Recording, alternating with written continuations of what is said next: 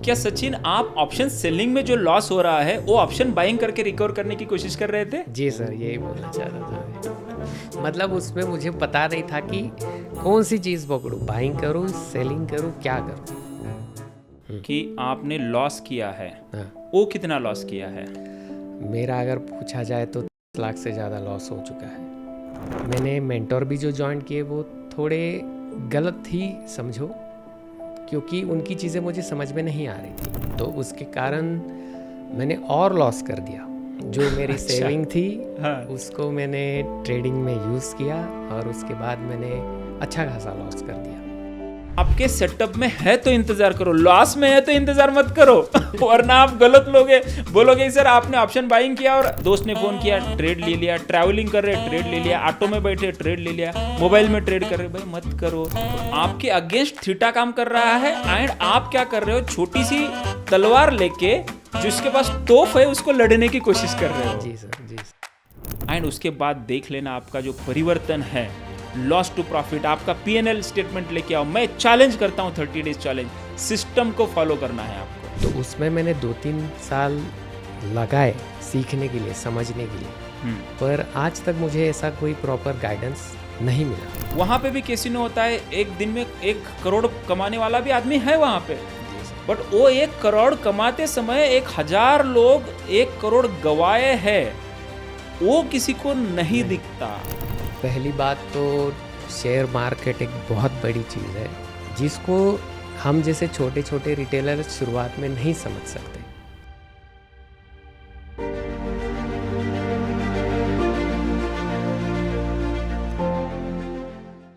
नमस्कार दोस्तों, मैं अनिल हानेगावे आज वेलकम करता हूं पॉडकास्ट में। जो पॉडकास्ट में एक स्टोरी मिलेगी आपको, जो लाख लॉस हो चुका है उनसे सीखो या उनके एक्सपीरियंस से सीखो, आप लॉस करना बंद कर दोगे। एंड मेरा नाम Anil Hanegave, I am author of 7 best selling book and I trained 15,000 plus students and I am very much passionate about trading. I take trading as my business and training as my passion. And welcome करता हूं आपके इस podcast में। आज हमारे साथ सचिन मोरे जी है, जो एक जॉब करते हैं या पहले करते थे एंड इसके बाद as a trading as a professional trader career ले रहे हैं, तो उनकी पूरी सक्सेस स्टोरी देखेंगे। Yes Sachin ji, welcome to trading direction. नमस्ते सर। नमस्ते। Thank you sir. जस्ट आपके बारे में बताइए एंड उसके बाद ट्रेडिंग डायरेक्शन के कैसे जुड़े या आपका प्रॉब्लम क्या हुआ था पहले, क्यों आप ट्रेडिंग में क्या स्ट्रगल किए थे वो बताइए। उसके बाद मुझे क्वेश्चन जो भी आप पूछेंगे मैं इंस्टेंट आपको आंसर दूंगा। Hello sir. यस। मैं पहले एड एजेंसी में काम करता था। मैंने 11-12 साल एड एजेंसी में काम किया। उसके बाद मैं आईटी कंपनी में शिफ्ट हुआ एज अ यूएक्स डिज़ाइनर। वहाँ पे भी मैंने 2-3 साल काम करने के बाद अभी कैसे जॉब ज़्यादातर कॉन्ट्रैक्ट बेसिस पे चल रहे, तो कॉन्ट्रैक्ट ख़त्म होने के बाद मैंने सोचा यार बार बार वही चीज़ करना, जॉब करना, इंटरव्यू देना, जॉब छूट जाना, तो ये बार बार करने से ना मेरा मोटिवेशन थोड़ा ख़राब हो गया। तो मैंने सोचा यार खुद का बिजनेस क्यों ना करें। तो इसलिए दोस्तों के गाइडेंस के थ्रू मैं शेयर मार्केट के बारे में मुझे पता चला। तो मैंने सोचा कि शेयर मार्केट क्या होता है वो जानने की कोशिश करें। तो उसमें मैंने 2-3 साल लगाए सीखने के लिए, समझने के लिए, पर आज तक मुझे ऐसा कोई प्रॉपर गाइडेंस नहीं मिला। मैंने मेंटोर भी जो ज्वाइन किए वो थोड़े गलत ही समझो, क्योंकि उनकी चीज़ें मुझे समझ में नहीं आ रही थी। तो उसके कारण मैंने और लॉस कर दिया। जो मेरी अच्छा। सेविंग थी हाँ। उसको मैंने ट्रेडिंग में यूज़ किया और उसके बाद मैंने अच्छा खासा लॉस कर दिया। तो आपको क्या लगता है ये जो रूट पे या ये जो पाथ है, ये जो रास्ता है, ये रास्ता जनरली एक नए ट्रेडर को जो कि अच्छा खासा सीखा हुआ है उनको मिलता है, तो इसका जो लॉस होता है क्या होता है एंड आपका कितना लॉस हुआ? एंड मुझे ये भी बताइए, क्या ये नंबर सिर्फ फाइनेंस से सीमित है कि उसका इमोशन भी इम्पैक्ट होता है? पहली बात तो शेयर मार्केट एक बहुत बड़ी चीज़ है। हम लोग जैसे बचपन से पढ़ाई करते हैं, 10वीं तक एक पढ़ाई हो जाती है, 10वीं के बाद हम 11वीं 12वीं करते हैं, फिर डिग्री की पढ़ाई होती है, फिर उसके बाद मास्टरी होती है। आजकल यूट्यूब और सारी चीज़ों में कैसा हो गया है कि आपको ऑप्शन सिखाया जाता है, जो कि बहुत हाई लेवल का गेम है, जिसको हम जैसे छोटे छोटे रिटेलर शुरुआत में नहीं समझ सकते। और कोरोना के टाइम के बाद जो यूट्यूब पे सिलसिला चला, ऑप्शन बाइंग में इतने लाख बनते हैं, उतने लाख बनते हैं, तो उससे क्या हुआ, सबकी साइकोलॉजी ख़राब हो गई, क्योंकि बहुत सारे लोगों ने जॉब भी छूट गए थे कोरोना के टाइम।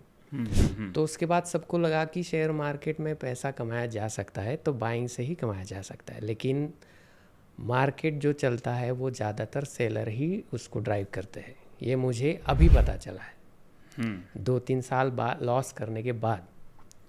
तो मुझे ऐसा लगता है कि अगर शेयर मार्केट में आप आ रहे हो तो आप बेसिक से शुरुआत करो, पहले छोटी छोटी चीज़ें सीखो, उसके इनसाइट्स सीखो, उसके बाद ही ऑप्शन की तरफ आप जाना, ऐसा मुझे लगता है।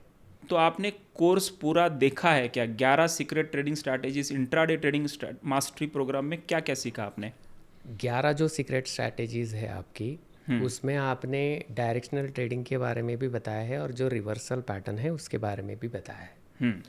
तो उसमें फ़िलहाल मेरी लर्निंग ही चालू है। मैं अभी बस लर्निंग स्टेज पे हूँ, क्योंकि मैंने सोचा है कि एटलीस्ट 3 महीने तो मुझे प्रॉपर उसको लर्न करना पड़ेगा, मार्केट को ऑब्जर्व करना पड़ेगा। उसके बाद ही अगर मुझे शुरुआत करनी होगी तो मैं एक ही लॉट से करूँगा, क्योंकि जो दूसरे टीचर थे और जो मेंटर पुराने मिले थे, उन्होंने कैसे बताया था कि आप अगर 100 क्वांटिटी से घुस रहे हो, ट्रेड में एंटर ले रहे हो, तो आपको आपके अगेंस्ट अगर मार्केट जाएगा तो आपको 200 या 300 क्वांटिटी से वापस उसको पंच करना है। तो उसके कारण क्या हो गया था, जो पहले समझो 3000 का लॉस था, वो क्वांटिटी बढ़ाने से वो 10,000 तक चला जाता था। और बाद में रिवेंज ट्रेडिंग होती है, उसमें साइकोलॉजी ख़राब होती है, माइंड डिस्टर्ब होता है, तो जो 10,000 लॉस दिखता था वो ज़्यादा से ज़्यादा 40-50 हज़ार तक एंड होते होते दिन के हो जाता है, जो कि गलत बात है। देखिए, जहाँ पे लॉस होने के बाद आपको क्वांटिटी कम करनी चाहिए, उसका उल्टा सिखाया गया कि ताकि एक गैम्बल, ये तो सरासर गैम्बलिंग हो गया। जी सर। और गैम्बलिंग में अब सोचते हैं कि मेरा पैसा बढ़ना चाहिए, तो ऐसा नहीं होता है। तो ये नंबर 1 सीख कि लॉस होने के बाद आपको क्वांटिटी डबल नहीं करना है। हालांकि उस दिन आपको पॉज लेना है, क्योंकि ये भी मैंने उनको पर्सनल कोचिंग में सिखाया है। तो आपको जो अनिल सर का पर्सनल कोचिंग मिला है, उसमें कैसा आपका दिमाग ओपन होने के लिए, how as a Sachin, as a trader, Sachin as a person identify होने के लिए क्या फ़ायदा हुआ?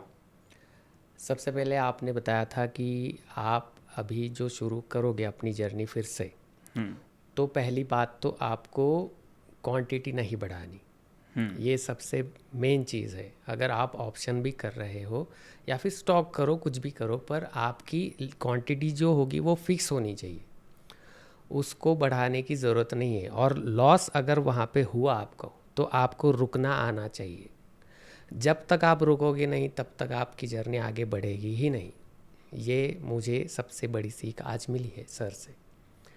और सर ने बोला था कि आप डिसाइड करो कि आपको ऑप्शन बायर बनना है या सेलर बनना है, पर पहले बाइंग से शुरुआत करो, थोड़ा लर्निंग करो, उसके बाद सेलिंग में शिफ्ट हो जाओ, ऐसा सर ने बताया है फ़िलहाल। तो मैं उसी रूट को जाने की कोशिश करूँगा फ़िलहाल। तो ओके, तो आप मुझे जब पहली बार फ़ोन किए थे, उस टाइम आपका इमोशनल स्टेट घबराया वो लग रहा था। जी सर, जी सर। तो उस टाइम क्या प्रॉब्लम फेस कर रहे थे, क्यों इधर? अभी तो आप स्टेबल हो गए। जी सर। तो ये जो ट्रांसफॉर्मेशन दिख रहा है वो क्यों हुआ है? पहले क्या क्या प्रॉब्लम फेस कर रहे थे? पहले कैसे होता था कि मैंने ज़्यादातर जो मेंटर ज्वाइन किए थे वो सब बाइंग पे ही फोकस किए थे। तो ऑप्शन बाइंग एक ऐसा गेम है जिसमें सेकंड्स में डिसीजंस लेने पड़ते हैं। क्विक डिसीजन लो, क्विक एंट्री करो, क्विक एग्जिट करो। और बायर का कैसे होता है, उसकी क्वांटिटी ह्यूज होती है, तो उसको 4-5 पॉइंट भी मिल जाते तो वो सेटिस्फाइड रहता है, क्योंकि उसके पीछे उसकी क्वांटिटी और उतना कैपिटल होता है। हम जैसे छोटे रिटेलर के पास इतना कैपिटल नहीं होता है, तो हम लोग चाहकर भी बाइंग में उतना प्रॉफिट नहीं बना सकते जितने हमारे पुराने मेंटर बनाते थे। तो मेरे मेंटर का डेली जो प्रॉफिट का जो उनका मार्जिन था वो 50,000 था, और उनके स्क्रीनशॉट हमारे जो व्हाट्सएप ग्रुप्स जो बनते थे उस पर आता था। तो हमारी साइकोलॉजी ख़राब क्यों होती थी, क्योंकि उनके 50,000 हम लोग देख रहे हैं और हम लोग पैसा नहीं कमा पा रहे, और सर कैसे पैसा कमा पा रहे हैं। मैंने बहुत बार और बाकी स्टूडेंट्स ने भी कोशिश की कि सर आपकी एंट्री कहाँ है, एग्ज़िट कहाँ है, वो एटलीस्ट दिखा दो, हमको पता तो चले कि आप कहाँ एंट्री ले रहे हो, कहाँ एग्ज़िट कर रहे हो। पर आज तक उन्होंने, मैं 1 साल होने आया उनसे मैं जुड़ा हुआ था, तो आज तक मैंने एक भी उनकी एंट्री और एग्ज़िट वाला देखा नहीं है। और तभी मैं जो भी डिसीजन लेता वो हड़बड़ी में लेता था, बिना सोचे समझे लेता था, और लॉस होने के बाद तो मैंने बता दिया था कि रिवेंज ट्रेडिंग बढ़ जाती है, और ओवर ट्रेडिंग के ब्रोकरेज भी बहुत जाते हैं, जितना लॉस है उससे ज़्यादा तो ब्रोकरेज चले जाते हैं। वो भी एक चीज़ मैंने फेस की थी। देखिए, एक दूसरी सीख ये आपको मिल रही है कि आप दूसरों का पीएनएल देख के टेम्पटेशन में मत आना। जी, हो सकता है वो सही कर रहे हो, जी, जो भी हो सकता है सही कर रहे हो, लेकिन उनको 50,000 जो प्रॉफिट हो रहा है उसके पीछे उनका बहुत बड़ा कैपिटल होता है। जी, मान लो वो 2 करोड़ से ट्रेड करते हैं, एंड 2 करोड़ से जो कैपिटल है, 50,000 नॉर्मल है, कुछ भी नहीं है ज़्यादा, बट आप उनका कैपिटल नहीं देखते, उनका पीएनएल देखते, वो प्रॉब्लम होता है।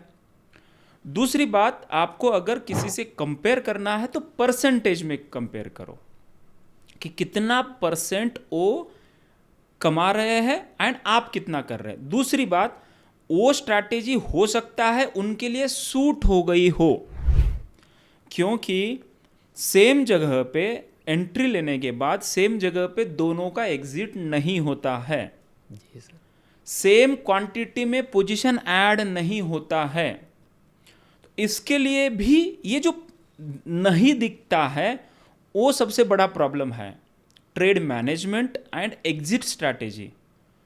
तो ये पूरा सीखने के बाद अपना खुद का प्लान बनाओ, अपनी खुद की स्ट्रैटेजी को मॉडिफाई करो, या बैक टेस्ट करो, फ्रंट टेस्ट करो, अल्गो का इस्तेमाल करो, टेक्नोलॉजी का इस्तेमाल करो, एंड मेंटर को एज अ गाइड बोल के इस्तेमाल करो, ना कि कॉपी करने की कोशिश करो। ओके, एज मैं भी एक मेंटर हूँ एंड मैं भी आपको यही सजेस्ट करता हूँ कि don't try to copy Anil, try to be Sachin, try to be yourself, because मेरा स्टाइल अलग होगा, मेरा डिसीजन मेकिंग अलग है जी, कि मैं क्विक डिसीजन ले सकता हूँ, जी, समबडी में भी स्लो डिसीजन मेकर, उनके लिए इंट्राडे में भी सूट नहीं करता है, बीटीएससी सूट करता है, क्या स्विंग ट्रेडिंग सूट करता है, और हो सकता है कोई स्विंग ट्रेडिंग कर रहा है उनके लिए इंट्राडे सूट करता है। ओके, बट अभी और एक बात कि आपको अनिल सर के साथ मिलने के बाद, या मे बी आप फिजिकली मिले हैं ऑफिस में, या आप डिजिटली मिले हैं वीडियो कोर्स थ्रू, या फ़ोन पे बात हुई है, तो अनिल सर या मेरे बारे में या ट्रेडिंग डायरेक्शन के 3 ऐसे फ़ायदे आपको जो हुए हैं, जो दूसरों को भी इम्पॉर्टेंट है सुनना, तो वो क्या लगा? पहली बात तो सर के बारे में ये बोलना चाहूँगा कि सर बहुत हेल्पफुल है। आपकी जो भी क्वेरी होगी, आप चाहो तो उनको मैसेज कर सकते हो या फिर डायरेक्ट कॉल कर सकते हो। वो आपसे सीधा बात करेंगे और आपके जो भी डाउट्स होंगे वो क्लियर कर देंगे।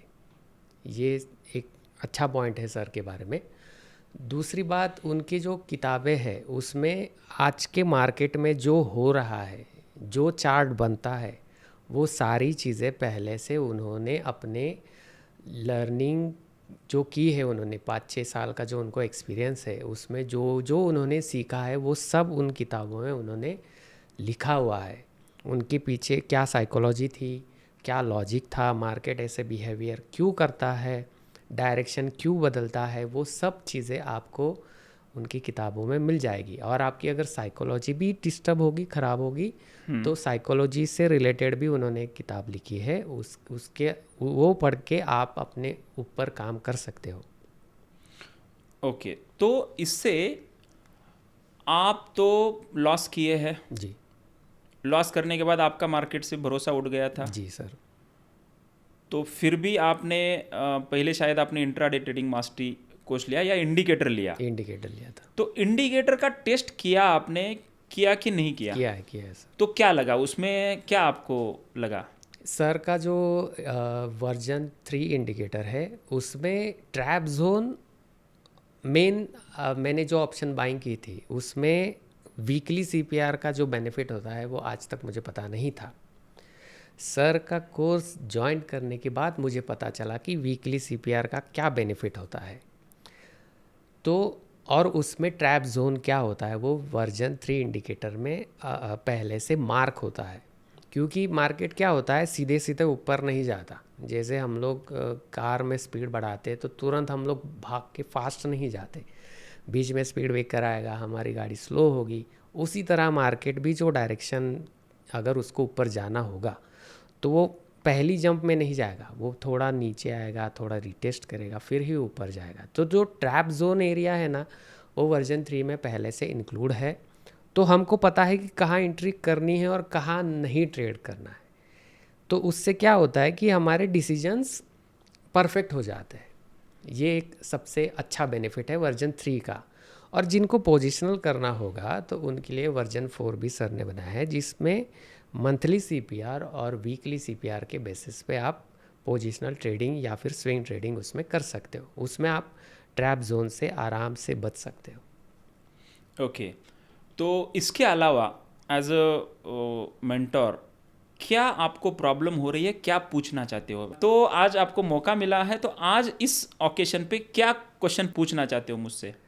सर मेरा तो क्वेश्चन वही रहेगा कि मुझ जैसे जितने भी लोगों ने लॉस किया है ऑप्शन बाइंग से, तो उन लोगों को सही रास्ते पर आने के लिए मार्केट में कौन सी चीज़ें सीखनी चाहिए स्टेप बाय स्टेप? ओके, सबसे पहले मुझे आपका आंसर देने से पहले मैं आपको कुछ डायग्नोसिस करना चाहता हूँ। जी। ये बताओ, आप स्ट्राइक प्राइस कौन सा लेते थे? मैं क्या करता था, मार्केट अगर ऊपर जाएगा तो कॉल साइड में जिसकी स्ट्राइक प्राइस 200 होगी, 200 या 250, तो ये गलती है आपकी। वो वाला लेता था मैं। और सेलिंग साइड में भी वही लेते थे हम लोग। सबसे पहली गलती सचिन आपकी ये है जी कि आप इन द मनी स्ट्राइक नहीं लेते थे। 200 मतलब जिसका प्रीमियम 200 था उसको सेलेक्ट करते थे। सबसे पहले तो वही गलती सुधारो आप। जी। आपको वो नहीं करना है जिसका डेल्टा 0.7 हो। अच्छा, वो लेना है। हम लोग 5 या फिर 5 वाला लेते, 0.5। तो इसका मतलब आप एट द मनी लेते थे। हमको बस बताया गया था कि 200 वाला या फिर 250 तक वाला ले सकते हो आप। ये गलती है जी, नहीं करना है। लिख लो आप, नोट पैड पेन लिख लो यार, को सेव कर लो वरना ये खो जाएगा। सबसे पहले आपको क्या करना है, डेल्टा 0.7। जी, पहली बात। दूसरी बात, आप एक्सपायरी कौन से लेते थे? Current week. और जिस दिन गुरुवार होता था, निफ्टी की गुरुवार को एक्सपायरी होते थे, तो हम लोग नेक्स्ट वीक के ले लेते। ठीक है।